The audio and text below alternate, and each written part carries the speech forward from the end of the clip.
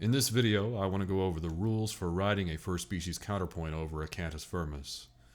The most important thing in composition is connecting the notes on the page with actual sound. Now, it may seem obvious that writing music should involve listening to it, but it's common, especially in species counterpoint exercises, to focus on individual rules and individual notes rather than the overall aesthetic of your work. And it's easy to convince yourself, I'll just sing it later when I'm done. Don't do that. It's a trap. Practice good habits from the beginning. Always make the sound the top priority. Okay, on to the rules. Regarding the harmonic or vertical structures, you need to write whole notes against whole notes. There's a 1-to-1 rhythmic ratio with the cantus firmus. And this is kind of what the word counterpoint means, point against point, or in this case, note against note. In first species, one note of counterpoint for every note of cantus firmus.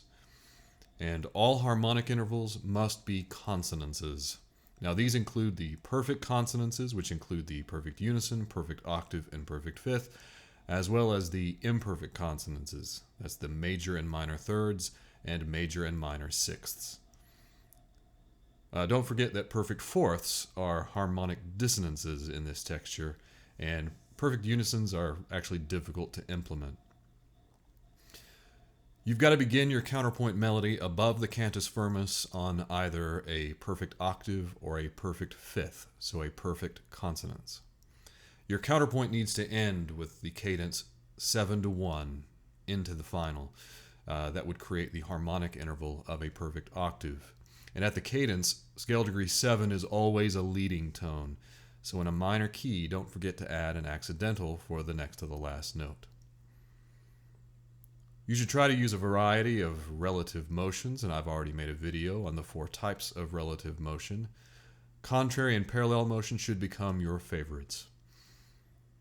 Although parallel motion is generally fine, we must avoid creating parallel perfect intervals. Parallel perfect fifths or parallel perfect octaves are not allowed. I'll make a separate video detailing the problems with parallel perfect consonances, but for now, just don't use them. Don't even think about it. So along with no parallel perfect consonances, you also must avoid similar motion into perfect consonances. Similar motion into a perfect consonance is called direct or hidden fifths or direct or hidden octaves. Again, I'll make a separate video describing why you must follow these special considerations when approaching a perfect consonance. But for now, follow this simple rule. Approach all perfect consonances by contrary motion. So don't use similar and never parallel motion. Approach all perfect consonances by contrary motion. Melodically, you can't use melodically dissonant intervals. This includes any kind of sevenths and any augmented or diminished intervals. In a minor key, it's easy to overlook the augmented second that's created between scale degrees 6 and 7 in harmonic minor. Remember, at the end of a minor counterpoint, you've got to use the leading tone to approach the finals. So if you approach the leading tone in stepwise from below, you're also going to need to raise scale degree 6 to convert harmonic minor over to melodic minor. That's smoothing out that disjunct augmented second in the scale. So the only accidentals that are allowed in the counterpoint are at the cadence, and that's in a minor key. Your counterpoint should follow the same basic rules we covered in constructing a cantus firmus. It should have a single apex for your melody, but you should also try to place it in a different location than you did in the cantus firmus. Notice in this familiar example the location of the apex in both voices.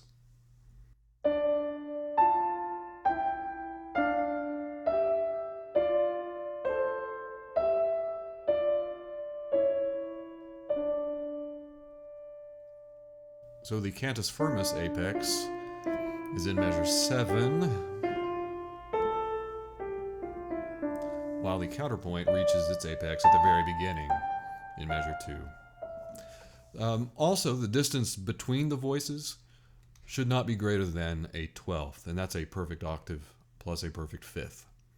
If the melodies are too close together, they're going to sound indistinguishable from one another. But if they're too far apart, they're not going to easily unify into a single composition.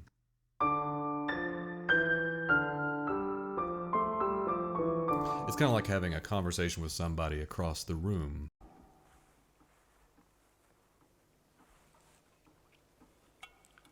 How's the soup? Excuse me? The soup. Oh. How is it? Oh, it's great. It's great.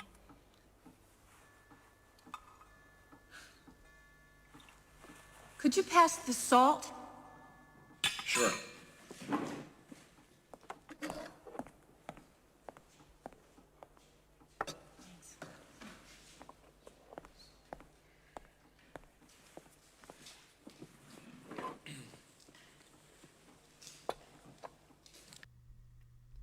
You should also avoid using more than 3 consecutive parallel intervals.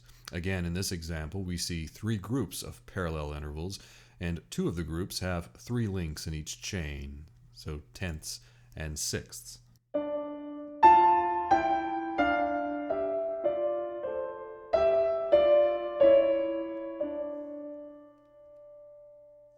Let's review these rules by analyzing a first species counterpoint example. This example is in D minor. It uses the same cantus firmus from before. The melodic range of the cantus is a fifth, and the counterpoint range is a sixth.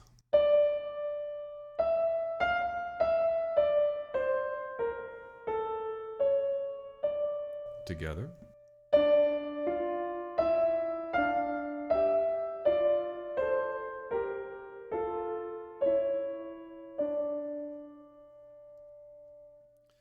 The first thing I want us to do is label the harmonic intervals between the counterpoint and the cantus firmus. For this, we're using Arabic numbers up to a tenth.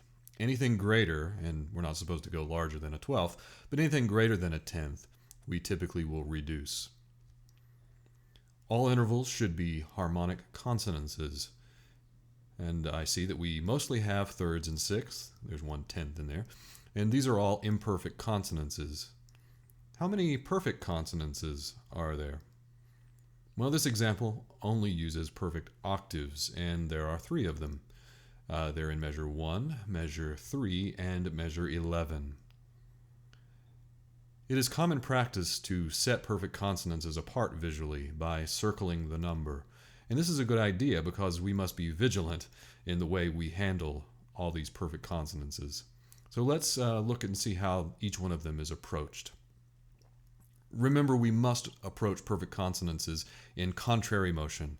This is to avoid parallel or hidden perfect consonances. So the first perfect octave isn't approached by anything, so we're good.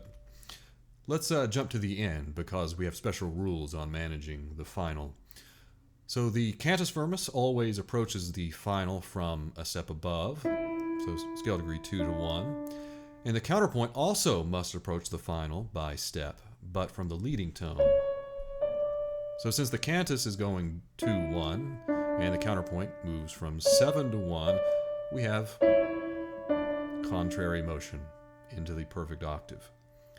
What melodic interval do we have between measures 9 and 10 in the counterpoint? What melodic interval between measures 9 and 10 in the counterpoint? Remember, in a minor key, we don't want to have the augmented second between scale degree 6 and 7 for harmonic minor.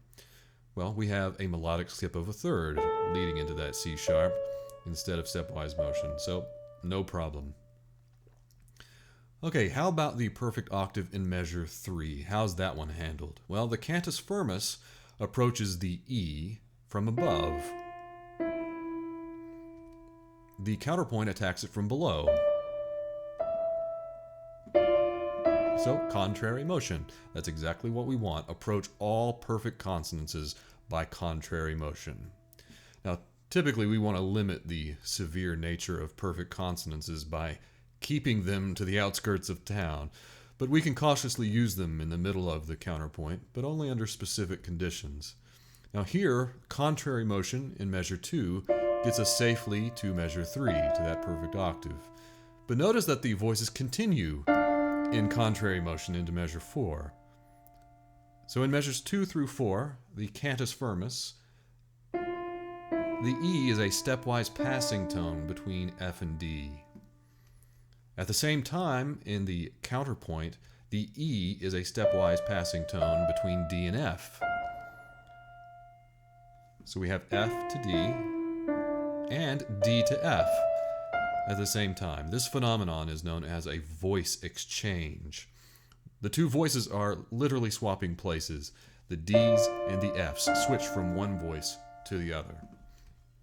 The octave E's serve as the glue to tie these gestures together.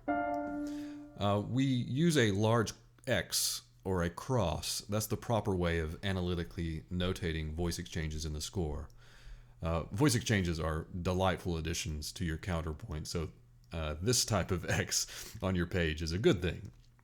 All right, so a voice exchange is still going to take place even if the E's are missing and the swap takes place instantly. So if it just went straight from measure 2 to measure 4, the voices just instantly switch places.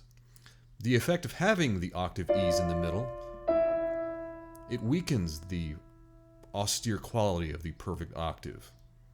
And so this is the one exception for perfect consonances to invade the middle of the counterpoint, when it's subjugated as a passing octave within a voice exchange.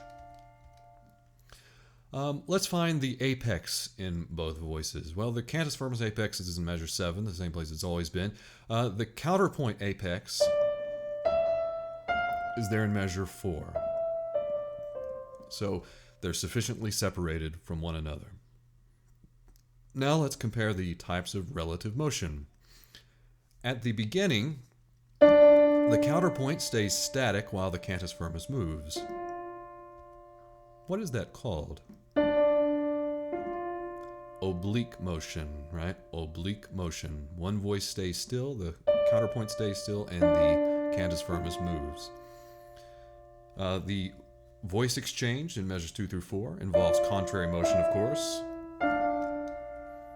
Now, measure 4 to 5, contrary motion again. Measures 5 to 6, parallel sixths. About 6 to 7, contrary motion. And hopefully you see a long line of parallel thirds in measures 7 through 9. Now, it's preferable to limit chains of parallel imperfect consonances to 3 in a row, and that's exactly what we get. Now, finally, measures 9 to 10, contrary motion, and then 10 to 11, also contrary motion into our final perfect octave.